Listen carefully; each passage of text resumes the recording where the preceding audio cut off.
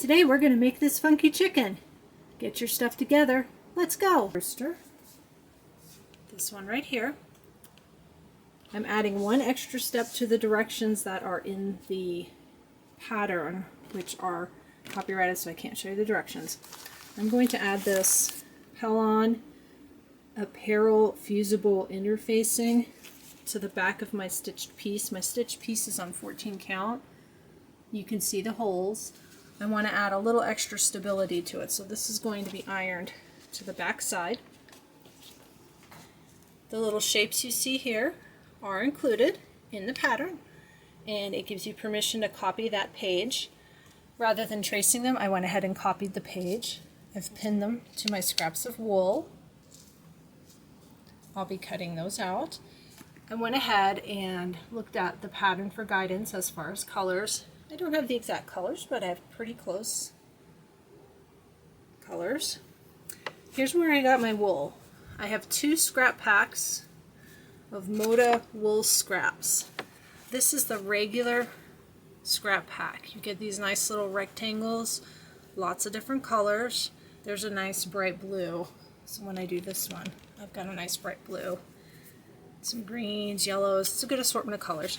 They also make these strip packs. And I'll link that below if I can find a link for them. I've had them on my shelf for a while. These are fun, but aside from about this smaller piece, these larger shapes need a bigger piece than these. So I'm not using these. I went ahead and pulled everything from this pack today. I'm going to go ahead and start with ironing this to the back. Before I do that, you want to check for any stray threads, dog hair, anything like that. Make sure your stitching looks good on the back, and then we'll go ahead and get that ironed on. Here we are at the ironing board. Here's my lovely pink Oliso Iron. When you use this, you can actually feel the side you're going to iron is kind of nubby. That's the side that's going to go on your stitching. My piece is a little big. It was a scrap piece that was already in the bag. I'm just going to go ahead and use it anyway. I know I'm going to trim it, so I'm sliding it a little bit. That way, when I trim off, I'll still have some usable interfacing. The instructions say to use a damp cloth, but because I'm using the colored floss, and I've used this stuff before, it'll stick. I've got a nice piece of scrap fabric, and excuse me, I am using my left hand and holding the camera in my right. Look at that, it's almost exactly the size of my stitched piece, so that gives me a really good area where I know I have to work with the iron. I'm going to go ahead and get that ironed. It tells you to press down firmly for 10 seconds. That was the iron, by the way. I'll show you.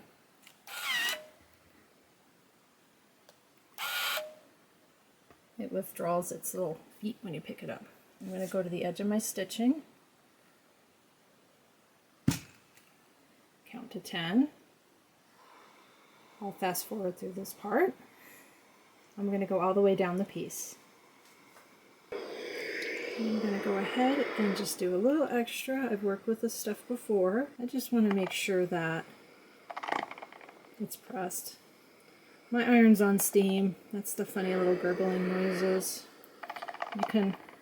You can turn the steam off. You don't have to use it. Like I said, the instructions do say use a damp cloth, but if you're using a dyed floss, it may not be color fast, so you definitely do not want to do that. And again, this is an extra step. You don't have to do this. I did it on this one because it's 14 count. Like I said, I want to make sure to get these holes covered so no stuffing pokes through. I will say I've made a pillow out of a 25 count even weave, and when I trimmed the even weave, it actually shredded as I was sewing it. Next time I make a pillow, I'm going to do the same thing. I'm going to use this. This is going to give you stability on your fabric and prevent it from shredding. I'm going to go ahead and grab a corner. Oh, see, I can just grab the littlest tiny corner, but it's ironed on really well. I'm going to check all the sides. Yeah, see? Oop, looks like I ironed a little bit on my ironing board. That's fine. It's a fabric covered ironing board. For this step, I'm going to use a regular pencil. It's the back of the piece, and it's going to be your trim line, not your stitch line, and it says to mark a 1/4 inch from your stitching. I'm going to go ahead and do that around all sides. This is a Creative Goods ruler. Any ruler will do where you can see your 1/4 inch. You can see my 1/4 inch line all the way around. That's going to be my cut line. I'm going to go ahead and do that with the ruler and the rotary cutter. If you're confident in your cutting, you don't have to mark, but I really wanted to mark this because if at this point anything was off or the stitching was wonky or if the piece needed to be blocked, you would definitely want to stop and address that. And this iron-on stuff, if you pull, it does come off. You would just have to pull really carefully.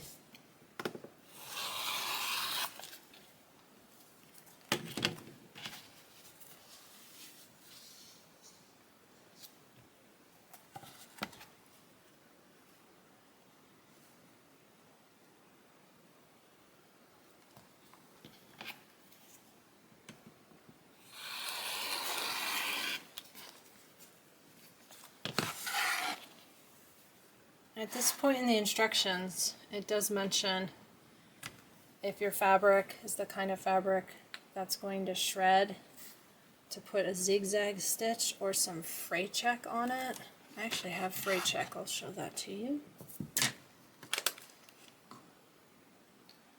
This is Fray Check. It dries clear, but it's a liquid. If you're using this and you've got hand dyed non-color fast, you only have that small bit of margin.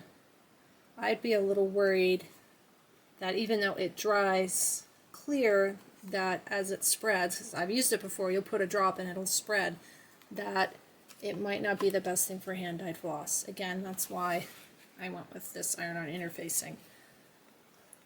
Looks pretty good. If you're using Ada, you can almost see that the same amount of squares are on each side. We've got our trimmed piece. Let's look at the next step. You have to make some marks in very specific places on your fabric. Depending on which chicken you're stitching, the marks are in different places. So the marks that are on this one are only for this particular chicken. I've got my marks. I went ahead and I used my pencil again. These are going to help you line up and also help you do your placement of your felt pieces. Let's go to the next step. Our next step is to cut out all of our pieces. I copied this page, which you're allowed to do, pinned them to my felt, and then I'm just going to cut along the line. I have these very sharp, they're called Kay Buckley scissors. I'm going to use those to do the cutting. Obviously on this one I have to be careful because the pin's bigger than the piece. Let's go ahead and get those cut out. Here they are all cut out. They are nowhere near perfect, but that's okay. I'm going to leave the pins in because they've got the numbers and the pattern tells you which numbers go to which part and which chicken. I found this part of the instructions a bit confusing, honestly. You have to refer to your chart that you use when you stitch, and each stitched piece is different. There's a letter assigned to each side of your piece. So this has a letter, this has a letter, this has a letter, and this has a letter. And when you read the instructions, it tells you to match a certain number on a certain letter side. I've laid them out where I think it's correct, hopefully. This isn't how you put them on though. I just wanted to lay everything out and show you in case you're doing the rooster. Next I'm going to show you how I attach them, and let's hope I attach them in the right way, because if not I'll stitch it all together and I'll have a really weird looking chicken. Let's go. One of the things you'll notice about this piece is it's not even. The ones for the hens, they're even. This one kind of goes smaller and it gets bigger. I'm going to look at my picture of my rooster. The smaller part is going to be near the beak. I've got my smaller part near the beak. And I think I may have laid my beak down. Did I look down backwards? No, because what's going to happen is you're going to take this dot and match it to this dot like this. And it tells you to baste everything down. I'm going to pin it and hope it all goes well. I am not going to hand baste all these pieces. I don't have time for that or the patience. So what I'm going to do now is go through and match all my dots. And then these two are a stacked piece. One piece goes on another. And I need to look at the chart and make sure I do it right. I'm not sure if it goes like this or if it goes like this. Honestly, for me, I find these instructions extremely confusing, and I'm usually pretty good with these things. Maybe I need a snack. I think I'll take a snack break. We'll come back. For these pieces, I looked at where they are in relation to the pattern. This is the bigger end. It's by that marker and going towards those dots. So here's the bigger end, and that little line is underneath. But here's the orange dots. For the beak and the wattle, I did the same thing. The beak is pointing down and the wattle is pointing down. They're pointing down towards this row. Here they are pointed down toward this row. One thing I did find interesting is when I lined up my dot, this lined right up with the seam allowance. These did not. I'm going to go ahead and go with it like that, and we will see what happens. Before I can head over to the iron, it looks like the side I'm going to be turning is this side with the tail. So this is going to have to be tacked down. I'm not going to be able to use the pin. I'm going to just put a couple stitches over that with my sewing machine and then head to the iron. Here's the stitches. I ran a number 4 on my Juki and kind of went near the edge. Now I have to fold a 1/4 inch of this side to the wrong side and press it with the iron. So that means it's going to fold this way. I'm going to use this ruler. It's the Clover Hot Hemmer. You can iron on it. It's got the 1/4 inch marks, because once I fold my piece, I'm not going to be able to tell if I have the correct measurement. I'm supposed to fold it by a 1/4 inch, so I'm going to use this to help me make the mark correct. See how you can fold it up to that 1/4 inch? I'm going to do that the whole way down and iron it. It's also going to be your 1/4 inch line where your stitching is. That's another way you can mark it. This ruler will help me. You don't have to have it. I'm going to press everything with my fingers before I iron it. That's where this ruler is really going to help me. I suppose you could do that with a regular ruler too and then take it away and not actually iron it. This ruler you can iron right over it. I'm going to be careful with my felt. My iron is set to the cotton setting. I don't want to melt my felt. Yeah, and you can see that the felt part really isn't staying because it's so thick. So there's my crease. Now I can go back and move this out of the way and make this a little flatter.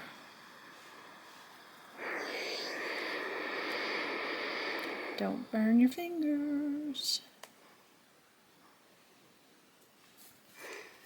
This I don't know about. I'm not quite sure how you're supposed to do that after you baste it down. You see what's happening?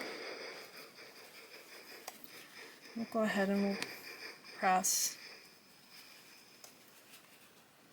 I think I'm going to have to wing it for that part. It's just a little too thick in the fabric department. I'm going to check. Make sure everything looks pretty uniform. Again, this part's kind of sticking out. I went ahead and got some clips. This is going to help me with the next step. I got these off Amazon. They came in the cute little tin. It tells me to put the right sides together, folding the fabric in half, matching my short ends. Short ends. Right side is going to be your stitching side. It's a little hard to fold. I already tried to give it a first fold because this keeps wanting to come up. But we're not going to sew that part, so that's okay. Here are my short ends. They're together. This is where it gets a little confusing.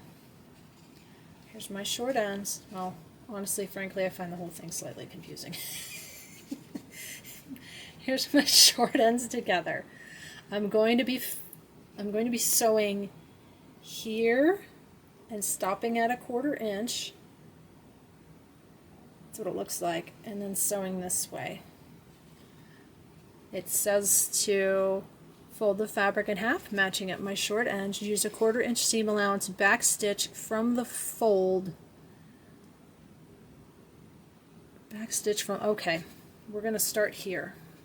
We're going to clip here and here, and we're going to start here, run a back stitch, go this way, and go this way, and then run a back stitch when we get to the top. Let's go ahead and clip everything together. Now, as I clip everything together, I'm going to try to match my stitching so that it'll look good. But honestly, it's okay if it's not perfect. I'm alright with that. I'm going to put this one just on the top to hold it while I start my clipping. Okay. We're going to go all the way down. I'm going to kind of lay my little patterns on top of each other. And again, I'm going to try and match these as close as I can.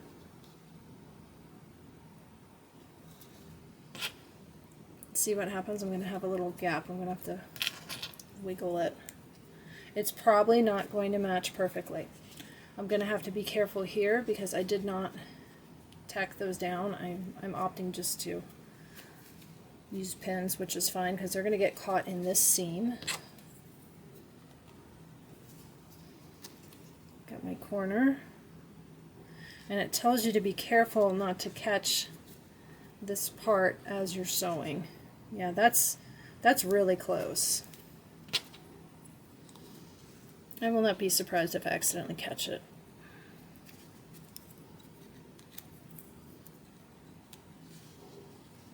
Okay, I'm going to go to this orange, little orange dot because I can see those. One thing I will say about crafts in general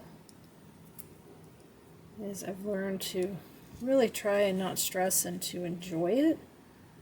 I know this is not going to turn out perfect. I know it does not have to be perfect.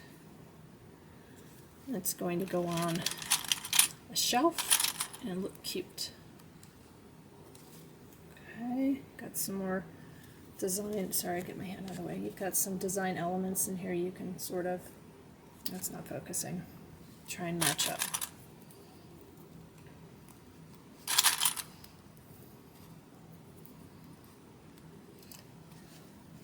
So what we're going to do is go to the sewing machine and we're going to start this way. We're going to run a back stitch to start. We're going to use a 1/4 inch seam allowance. When we get to the corner, it has you stopping at a 1/4 inch and pivoting and going that way. You know what, if you run off it and then run the other way, I honestly don't think it'll make a difference. Let's go do some sewing. Today I'm sewing on my Juki TL 2020 PE, basically the silver version of the 2010, I believe it is. Same thing, same machine. That's my stitch length. I've got it set at 2. This, when you push it, it'll run your back stitch for you. It has a thread cutter. That's a needle up, needle down button. This is the knee lift, which I love, so when you're sitting in your chair and you want to raise your presser foot, you use your knee. and it lifts it. Knee lift. I've got a foot with a 1/4 inch guide here. Let me get rid of that first one. And we're going to do a couple stitches, and I'm going to hit my lever to do the back stitch and then go forward. I can see where my 1/4 inch is going to hit, and it's right next to my stitches, so I think I'm in the right place. We're going to go slow. About 4 stitches. I'm going to back it up. And now we're going to go ahead and go forward.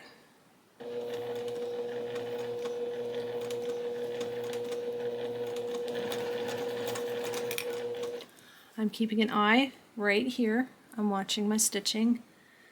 I will say this machine, I didn't show it, it also has a speed control up here. I can slow it down. I tend to just use the foot pedal.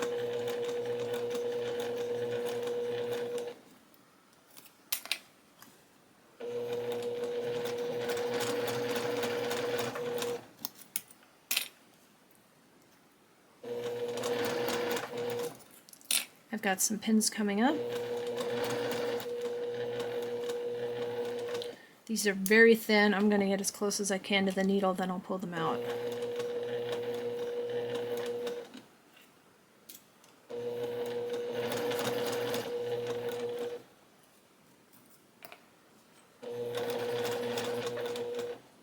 I actually sewed over that one. That's fine. As long as you don't hit it. Now, it says to go to a 1/4 inch from the end. Right now I'm about here. I think I'm at 1/4 inch. What I can do is I can turn. I'm a little far. Raise the needle, pull up my presser foot, slide it over. I'm actually going to back it up just a little bit so I get a little extra stitch there.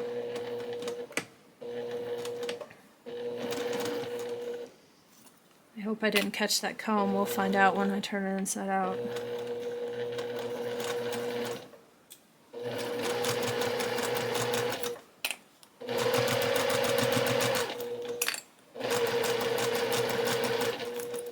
Now we're getting to the end where that fold is. Let me just get this out of the way. It's kind of thick. If you have a stiletto or one of these, they call it a purple Thang, T-H-A-N-G. You can use that to hold that down.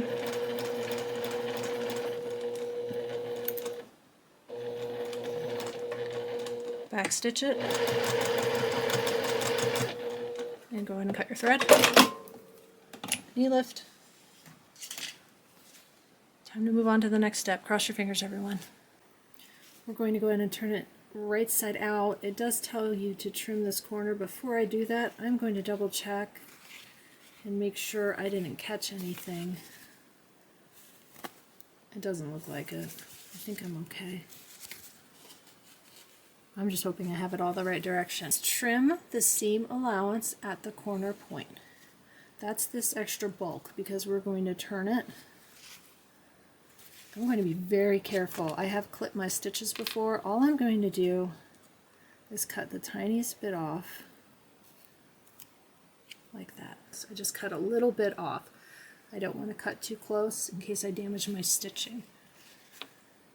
Alright, we did that. Now it says to turn it right side out. Use a chopstick or something to bring your corner to a point. That's where, if you've got one of those purple things I used, Thang, at the sewing machine, you can use that, so I'm going to grab it. It's plastic. You can use this point to turn the edge. Let's turn it right side out. Alright. The moment of truth. Gosh, I hope I did this right.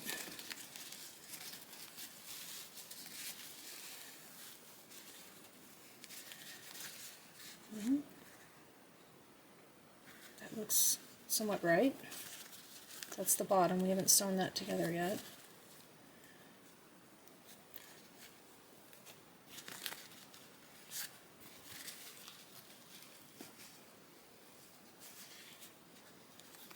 Oh gosh, are they the right direction?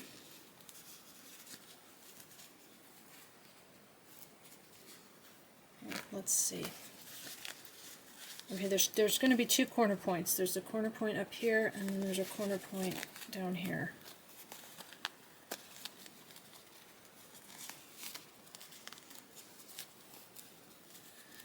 If you're like me and you have really big hands, this is kind of awkward.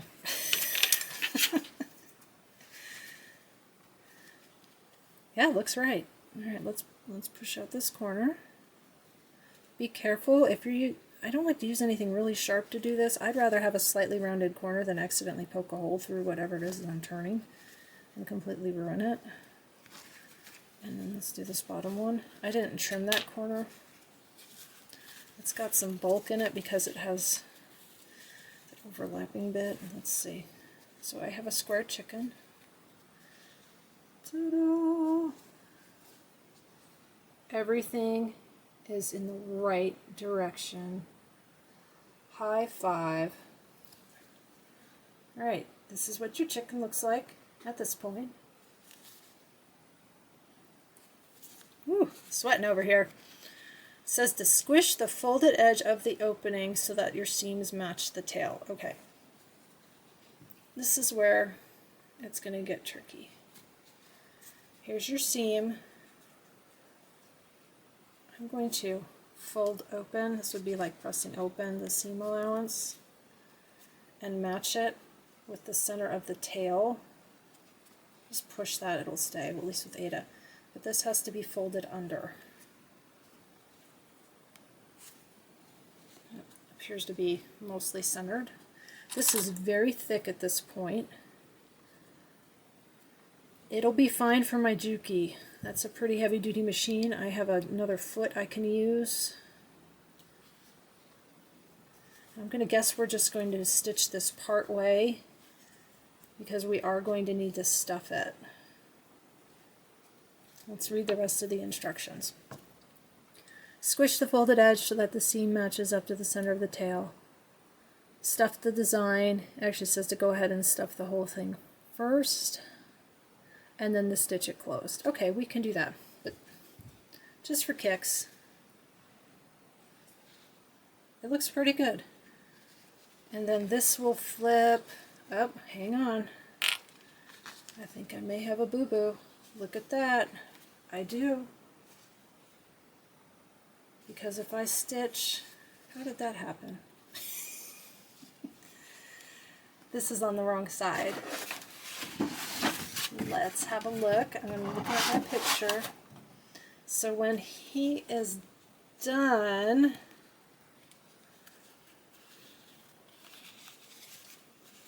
does he sit like that? He sits like this. So I put this on the wrong side, this little extra piece. Oh, I did. Yeah. I put it facing the text, which is the bottom, and I should have put it facing this piece, but that was hard to see because it hadn't been put together. Now, do you see this? It's got a bit of a gap in the pattern. I can go back on the sewing machine and stitch it closer if I want to make everything match. I'm not going to, I really don't care. But I will fix this. This is a big stitch. Let's go ahead and pull that out. What I'm going to do is pull out the center section and then slide this out. I'm going to keep these two ends basted. It's just a big wide basting stitch. The most difficult thing is going to be not to shred the felt.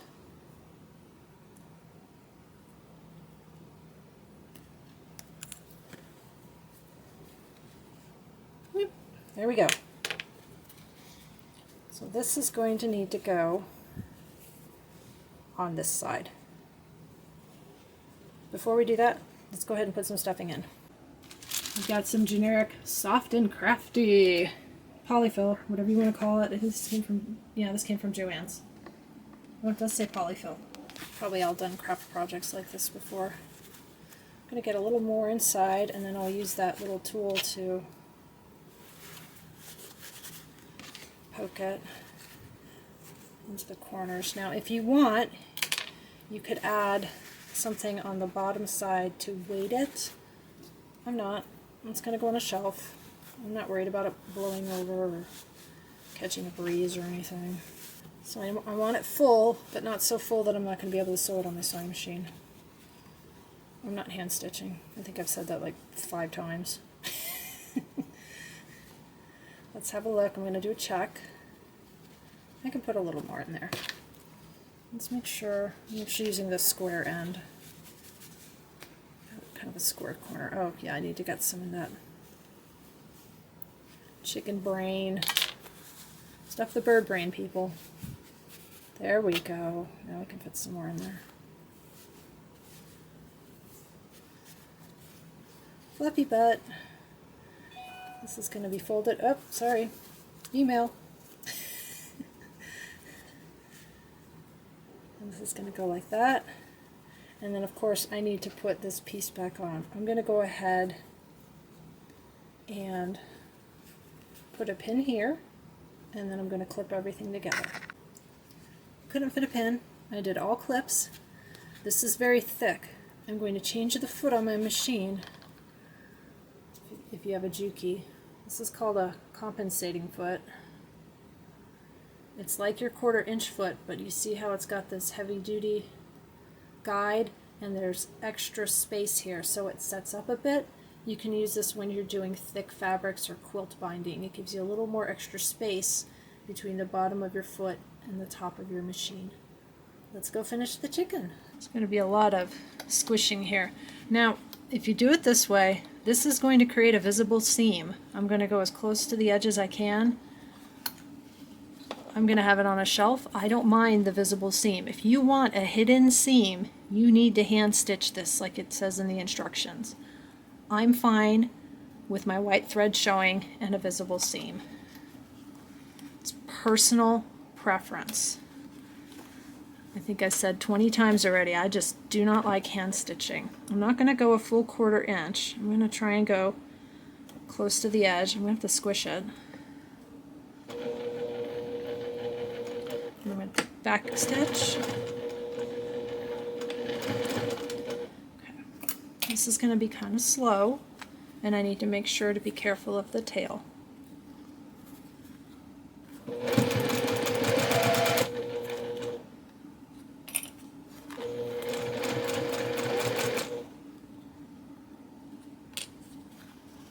Sorry if my hand's in the way, I have to squish it.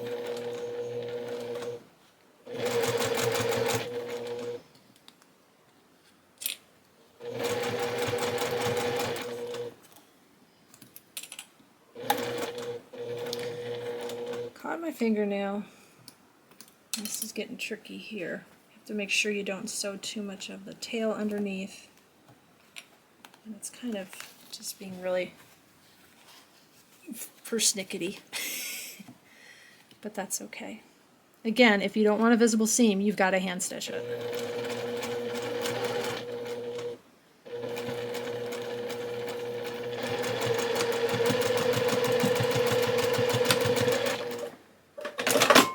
Alright, that's it.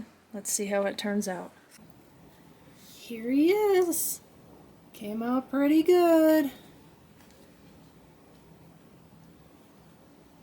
When I flipped him over, a little part of the tail was open. I had to run it back through the machine here. And then since I didn't put my initials and the date on my stitching, I wrote them, I don't even know if you can see, I wrote it with a black marker. It's got my initials and 7/24 for July 2024. Here's the bottom. There he is. He's going to look great on a shelf. This is the Rooster. If you do this like I did with the sewing machine, you're going to have the visible seam here.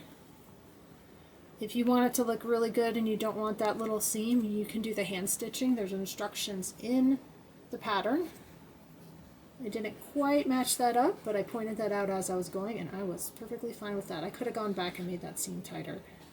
I'm pretty relaxed about my craft projects. It looks cute. It does not need to be perfect. I'm very happy with my chicken. I hope this tutorial helped you and showed you what to do too if you make a mistake. I've got the tail all fixed. Enjoy your funky chicken.